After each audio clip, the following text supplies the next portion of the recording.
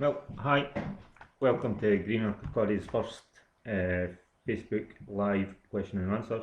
My name's Ian McClellan, I'm the community chef for Greener Kirkcaldy. The aim of this exercise is for people to give me some questions that we can address on the spot. We're also doing a webinar on Thursdays. If you look on our site for more information, if there's any questions that you would like answered a little bit more in depth, then you can sign up for that. So if people just put questions through, I'll scroll through them and see what ones I can tackle.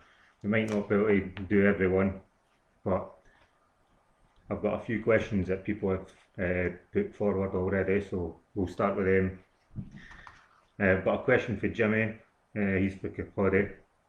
He's looking for ways for quick lunches. Using leftovers is ideal because you're getting more for the amount of work that you put in to cook your food. So if you try and reserve some of the food from the evening before, then you can maybe make a lunch out of it. So things like omelettes, stir fries, even like salads. We're getting into the warmer weather now. Jersey Royal potatoes are in season at the moment, which is a good base for any kind of salad. I've got another question here from Mary Kinghorn. She's using and gets a hold of quite a lot of kale and cabbage. So these are things that she's wondering for good ideas to use. Kale and cabbage work well with sort of Asian flavours, garlic, ginger, chilli. If you've got sesame oil and soy sauce, you could stir fry them very easily. The different types of cabbage, you've got your Savoy cabbage, which is one of my favourites. It's good to make things like bubble and squeak, so you can actually make a dish out of that. So that's just using up leftover potatoes, carrots. We have recently put a blog of bubble and squeak on our website, so you can check that out if that interests you. I've got another question from Craig, and he's looking for alternatives to like a takeaway. So one of my favourite dishes is tarka dal. It's just an Indian lentil dish. Again, that's one that we do have on our website as a recipe blog. You can check that out. That's can be made with cooked lentils, dried lentils, tinned lentils. All the information's there on how to make that. That's a nice dish, eaten simply with bread and we've got sesame fried rice also. Basically just rice you can use. If you've got any chicken, you can put that in as well to make a chicken fried rice. Again, these are all going back to using leftovers. Because we're having to cook more, we need to try and be a wee bit more clever with how we manage what we cook, try and get the most out of it. We've got another question from Jackie. She's asking about using dried garlic, well, the garlic granules instead of fresh garlic. You can use them, you're not going to get the same flavour for fresh garlic. Fresh garlic's it's a unique flavour, and other processed products of garlic don't give the same depth of flavour. You can get blocks of frozen garlic and ginger, and that is just 100% garlic or ginger, unlike some of the tubes that you get, which contain a lot of oil or vinegars and things like that, which interfere with the flavour. Right, we're going to have a wee look at the questions, if there's any more coming in. We've got a question here for I've got noodles and veg for a stir fry, soy sauce. But what else could I add to the sauce to make it tastier?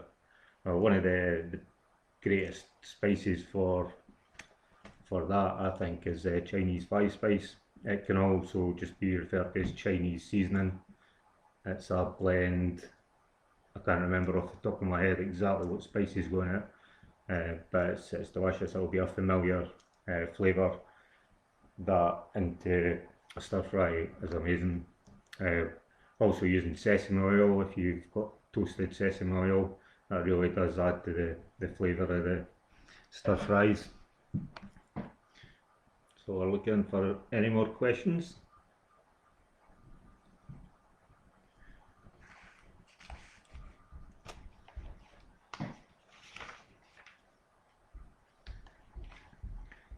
We'll go back to the sort of lunch alternatives, things that can be, you could find yourself eating a lot of sandwiches and rolls, a lot of bread. So trying to get away from that, just too much bread. That's what I find. I've been eating far too much bread. So like using like wraps, and again like potato salads, using the leftovers again. Soup also is a good alternative to a heavier lunch. I've got a question for Joe Graham. Just got a few tins of anchovies. Anchovies, you can make a really nice dressing with anchovies, lemon, parsley, garlic, olive oil, pepper, and just if you've not got, you can use a pestle and mortar just to break down the anchovies. You can even add like pine nuts or parmesan to that. It's almost like a pesto, but with anchovies, it gives it a really good flavour. Also, like if roasting lamb, it sounds a wee bit funny using anchovies and alongside meat, but the anchovies, if you prick the lamb, and you can sort of put the anchovies in, and when it cooks, they disintegrate and season the lamb as it cooks. Really good ingredient to have. Any more questions? Are you able to freeze mozzarella cheese? Most cheeses can be frozen. Harder cheeses freeze better than softer cheeses, which mozzarella is a softer cheese. It won't be the same after it has been frozen. It's still usable, but the texture won't be the same as fresh mozzarella. Other cheeses, cheddar freezes well, so you often see cheese in the juice sections in supermarkets. I tend to buy a fair bit when it's going cheap.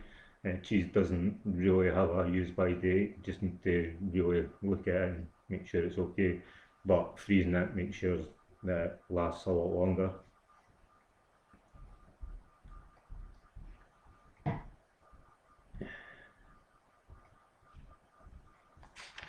We can go back to the sort of takeaway treats, because we do have a little bit, not even like takeaway, just because we have more time on our hands to cook, people do have the opportunity to cook things that maybe you don't really normally have time for. Like slow cooking is a really great cooking technique that a lot of people use their slow cookers, but you don't need one to slow cook. Just a pot with a lid or in the oven with a covered tray. The results with certain meats and vegetables it's great.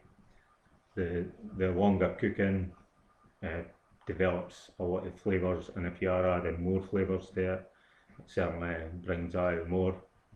So slow cooking is something I would encourage people to maybe explore a little bit.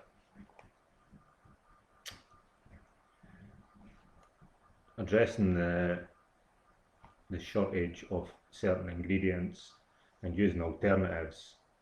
There's quite a few things people have had to change to adapt. Chicken was on a shortage. It seems to be all the stocks in the shop seem to be coming back to normal now. Try to, if you're using chicken, then buying a whole chicken is certainly advisable. You can get a lot more out of it.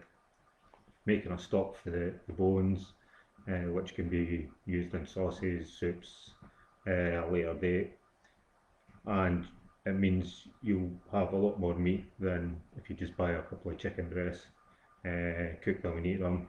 So you can stretch that probably to 2 or 3 meals. So we're looking for some more questions if anybody's.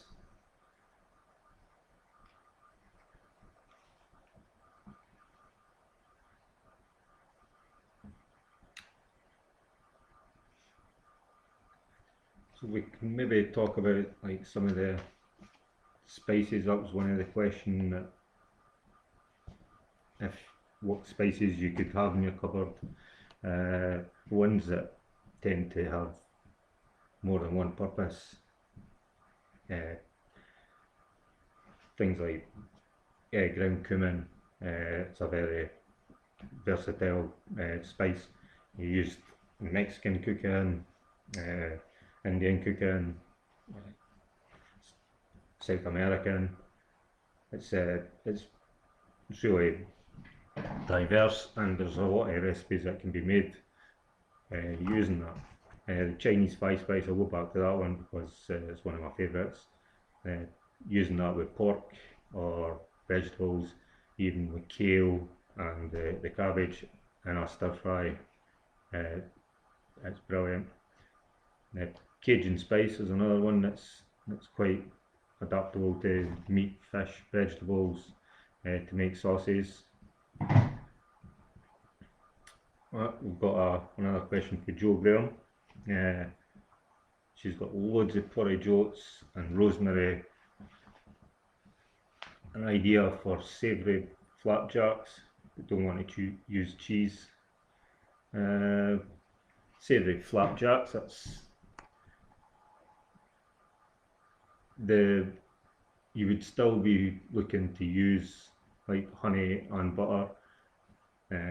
You don't need to use cheese. You would still be able to add nuts, rosemary, nuts you would prefer to use like more like cashews maybe to go with the rosemary flavour, but the rosemary would work well to make flapjacks. Fruit also through that as well. Just because you're using fruit and nuts, it doesn't have to be like a sweet flapjack. Still have a savoury edge to it. Well, you can try using. You can make little oat pots up in the night before. You have the jar. You can the recipes are widely available. You can have a look. There's various different flavour combinations. One that springs to mind was a carrot cake kind of oat pot. So I had like your grated carrot, the ginger, cinnamon, raisins, and these pots are made with the oats, whatever filling, topping that you would like. Then you add yogurt to the jar, then just seal it, put it in the fridge overnight. Then the next day the oats and everything's combined, so you've got like a breakfast, oaty breakfast ready to go.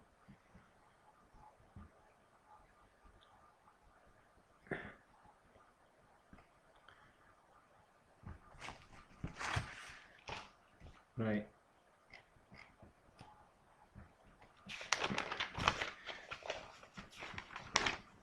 We'll talk a wee bit more about the Thursday night sessions that we do with the webinar, which is it's a bit more one-to-one. So when people are on, then we can explore the question a little bit further. It also works well with people bouncing off each other. Maybe 4 or 5 people came in a session.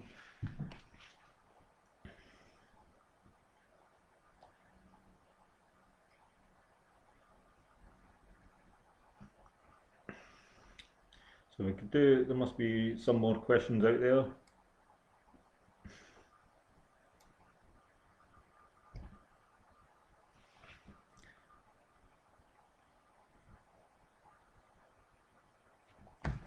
Well, we'll speak more about using your leftovers. I'll just highlight a few certain dishes that can that use up leftovers pretty well. Things like stroganoff, makes mushrooms classically, or beef, or chicken. It's a great dish to add any kind of leftovers to. Stir fries I've mentioned, and again fried rice. Again, that's one that I use quite a lot.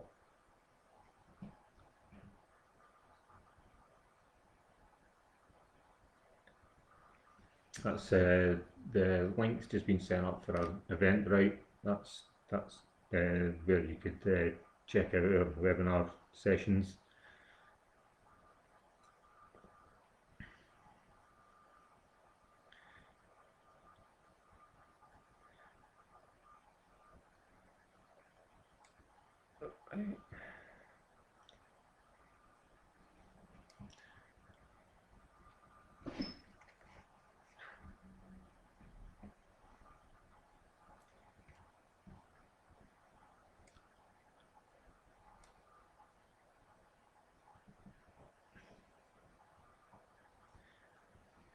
Well, I'm going to wrap it up here. Oh,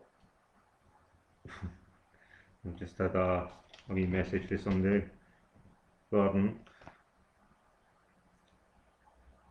you're too kind, Gordon. Thanks very much. Well, we are going to wrap it up here. If anybody does want to chat a little bit further and more in depth, maybe think some more questions up, if you check out Eventbrite, that's the link's just been put up there by Jackie at Greener Kirkcaldy. Right, thanks very much. I hope it's helped a little. This is your first effort, so we'll look to build on this. So keep a lookout for anything coming up in the future. Right, bye.